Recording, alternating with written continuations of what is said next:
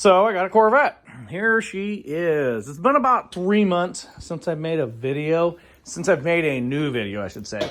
And the reason why is because, life and everything, everything gets pretty busy. And, frankly, I had nothing to do with the car at that point. And it was really kind of chilly. So I didn't really have any projects going on. And I didn't want to come out here and bug her when she was sleeping, so here we are, right?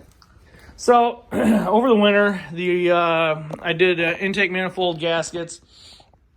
I did a coolant bypass on the throttle body. I replaced some crusty lines over here. Got some new rear tires. And what else did I do over the winter? What else? Oh, yeah, I put the stripe on it, but everybody kind of knows that. So let me go over some of the things that I'm really happy about on the car that I did over the winter. Intake manifold gasket. I did have a little bit of an oil leak on the China wall on the back. Honestly, if you've got oil leaking on the back of the motor, the intake manifold gaskets aren't that expensive. Just pull that sucker off, spend a couple hours, clean everything up. It doesn't take that much effort. And get that sucker done. It's well worth the effort that you got to put into it. When you do that, get new O-rings for the injectors. And if you need to, get your injectors cleaned at that point. It's not that much. Some people, they have injectors on hand. You can just swap them, right? So anyway, here we are. Oh, and keep in mind, the LT4 injectors are not the same as the LT1s. So just, be aware of that.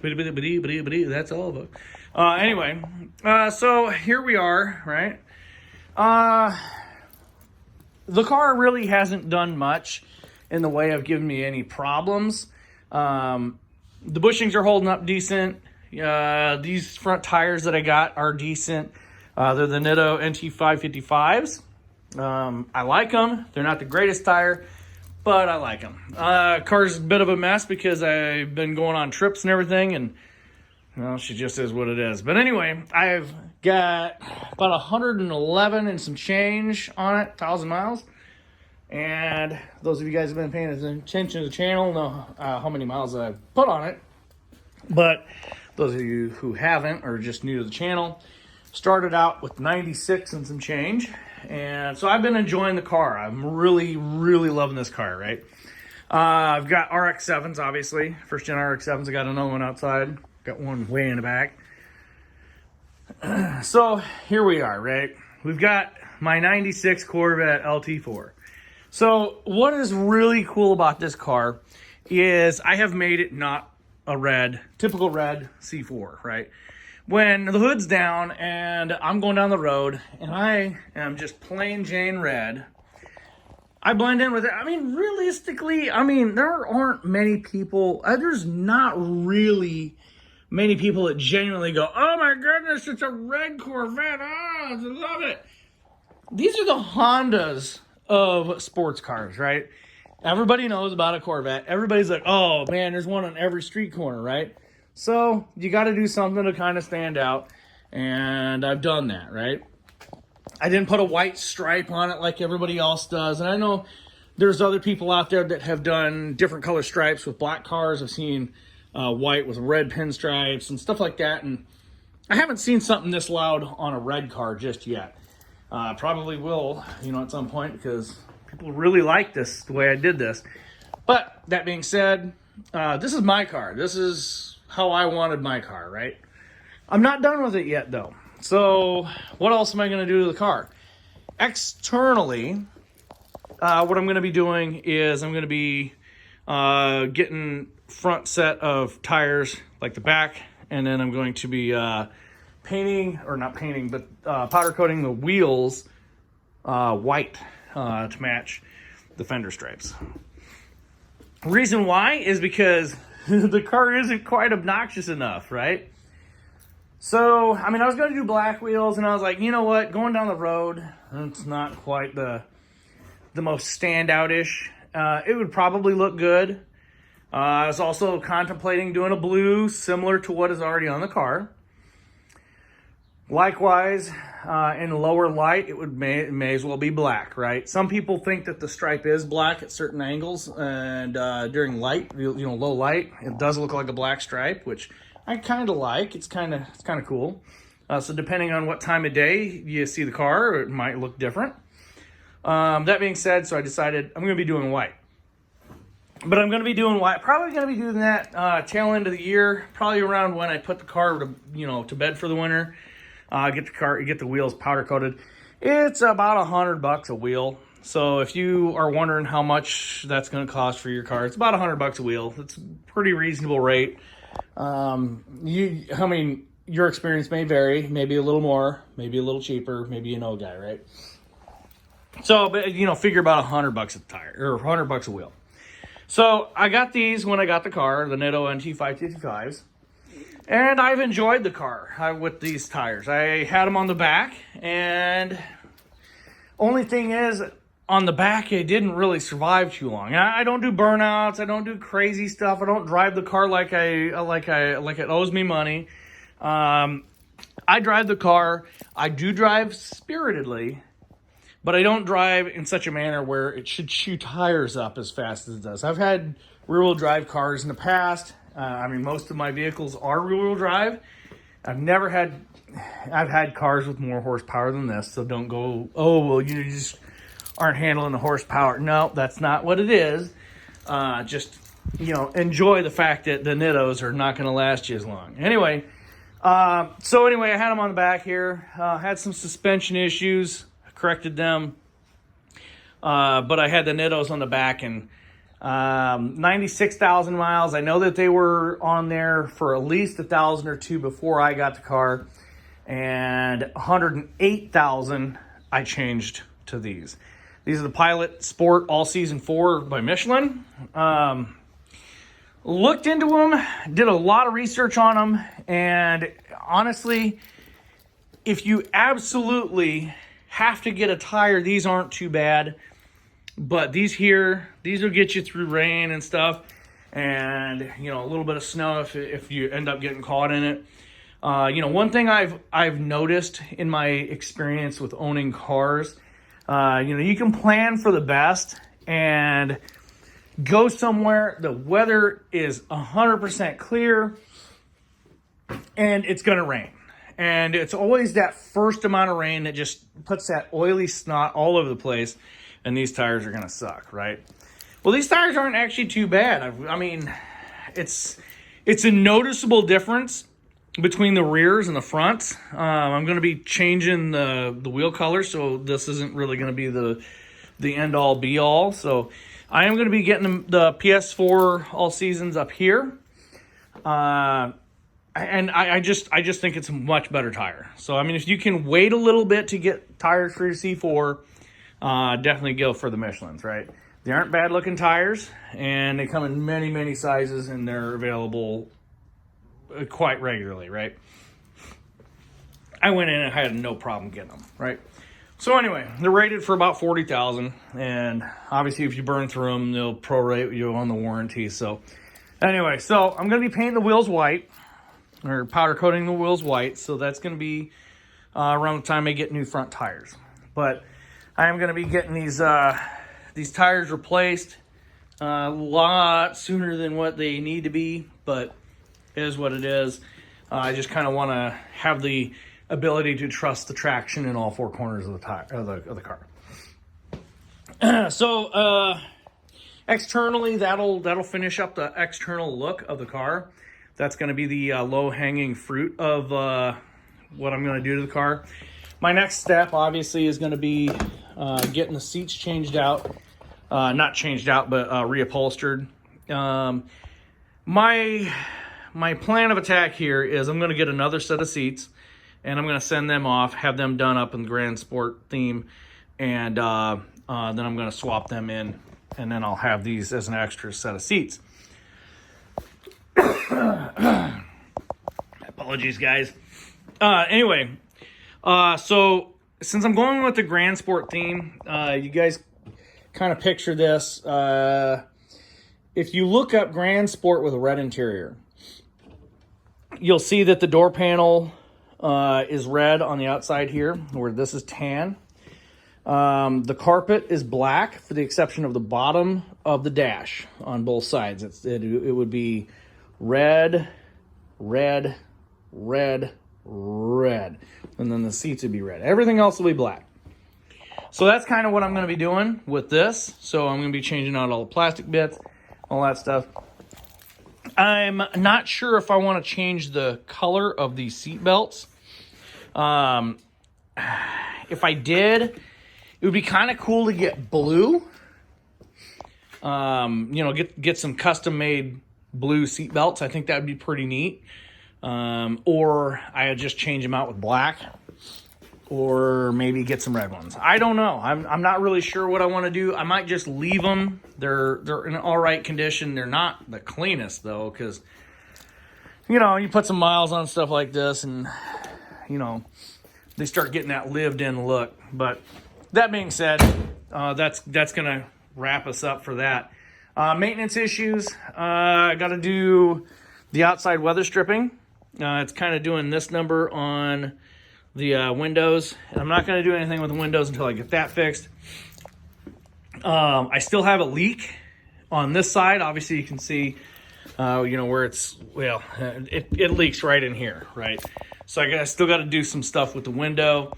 I'm going to wait until I get the weather stripping fixed in order to rectify that. Occasionally I'll get some water in the car. Oops. Occasionally I'll get some water in the car. You can see it right there. So not the end of the world, but it is what it is. All C4s kind of try to leak on you, but you know, it is what it is. So I also have to replace the weather stripping here. So as far as that is concerned, the car needs nothing. So kind of a wish list here. This is a California car, so it's got California emissions on it, which isn't the end of the world, you know, but whatever. I do want to put some long tube headers on this thing. I was thinking about it, and I'm like, yeah, that'd look kind of cool. I think that would be way nicer than the manifolds that are on the car. The car runs great, you know. I don't want to change something out if the thing's not broken or in need of service. So I'm really kind of on the fence of whether I want to do that. But occasionally I do have a problem on the passenger side catalytic converter. So it's entirely possible the cat's going bad on me. I'm taking it to a guy this week or next week, and he's going to kind of look at it. He's a Corvette specialist. So anyway, hopefully it's nothing, and it's just a sticky injector. Might just need to get new injectors or get these cleaned. Changed fuel filter just not long ago. Anyway, I've done what I can with it. Occasionally it'll run really, it'll smell, especially if I let it idle for a while, and it's all coming from the passenger side. So I'm thinking might be a problem with the cat or something, but it ends up reading as a downstream O2 sensor on the passenger side. But you know, anyway, so I know something's going on over there. So, but the code goes away like right away. It'll come on and then it'll go away. So you got to kind of read the code as it happens. And I've been lucky enough to catch it a couple times just to make sure.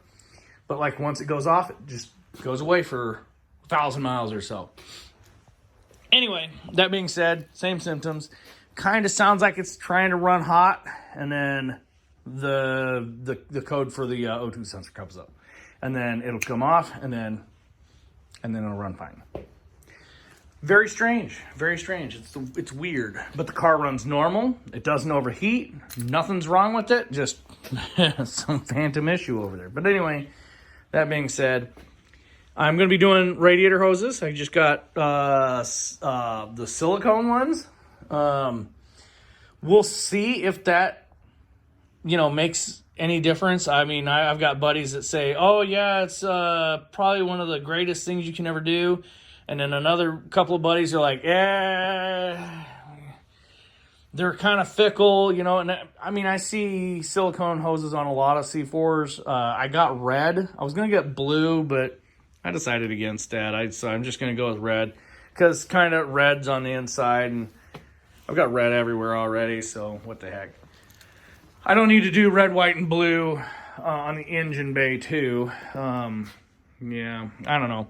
What do you guys think? But anyway, real quick before I forget, those of you guys who drive these things in northern climates, and you're kind of worried about getting caught, in like an off the wall springtime salt event, because the state decides, you know what, let's throw some salt out so we can get our budget for next year. Or, you get caught in the tail end of fall, you can do something that I think is really neat. Basically what you do is you take a sprayer. Actually, you know what, let me come over here and I'll show you the sprayer I use. It's a bleach sprayer, right? It's oil spray or it's oil and diesel, right? It's used motor oil and diesel, right? So what you end up doing is you mix it. You'll find a mix that'll go good for you. Anyway, basically what you're doing is you're doing the same thing that every trucker does to their truck without knowing it. You're preventing rust from occurring by slathering oil on your car. Now, obviously, during car shows and stuff, I clean this off. But what you do is you spray it in the frame there. You get it all over the place. You spray it in here. You make sure you get it in the nooks and crannies and everything. And then you spray it on the back side of your clips and everything. Some of the screws, you just don't want to do that too, because it is what it is. But you'll miss the frame and everything. If you don't do shows, it's a lot easier if you just miss this. Keep away from some of these sensitive pieces of equipment, but for the most part, get in there and hose everything down, all those screw heads and everything, and you'll minimize your rust. Underneath the car, there's holes.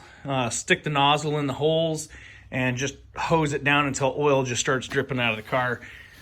Just kind of go this direction, go that direction. And the whole reason behind that is because you want to kind of, prevent the rust on the car. And believe it or not, yeah, it may be fiberglass, but the frame isn't. And these cars do have steel frames, right? Like that right there, that's steel. Obviously, that's fiberglass.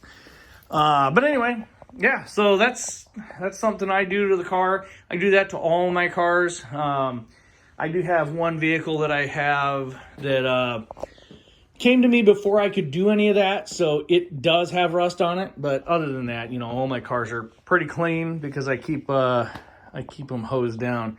And I do drive vehicles in the winter, and I have for years, and I don't have any issues with rust.